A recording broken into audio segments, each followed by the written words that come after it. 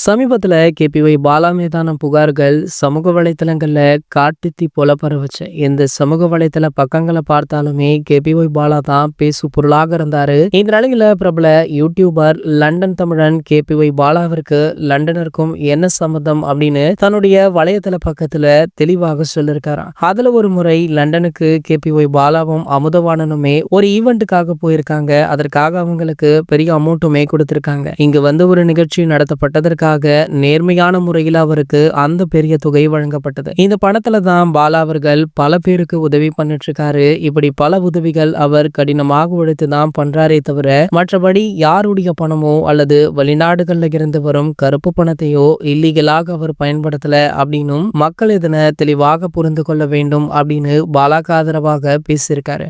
இவர் பேசிய இந்த வீடியோக்கள் தற்போது சமூக வலைதளங்கள்ல வைரலுமே ஆகிட்டு இருக்கு. தமிழகத்தை பொறுத்த வரைக்குமே பாலாவிற்கு பக்கபலமாக நம்ம ராகவா லாரன்ஸ் இருக்காரு. ராகவா லாரன்ஸுமே பாலாவுடன் இணைந்து பல நல்ல உதவிகளை பண்ணிருக்காரு. அதனை வீடியோ மூலம் நம்மளே பார்த்திருப்போம். இந்த நிலையில பாத்தீங்கன்னா தற்போது பாலாக்கு தொடர்ந்து ஆதரவுகளுமே குவிஞ்சிட்டு இருக்கு. இவரை அடுத்து ராகவா லாரன்ஸுமே பாலாவுக்கு ஆதரவாக பேசியிருந்த நிலையில தற்போது நடிகரும் பிரபல காற்பந்தய வீரருமான ஏகே அவர்கள் பாலாவிற்கு சப்போர்ட் பண்ணி பேசியிருக்காரா.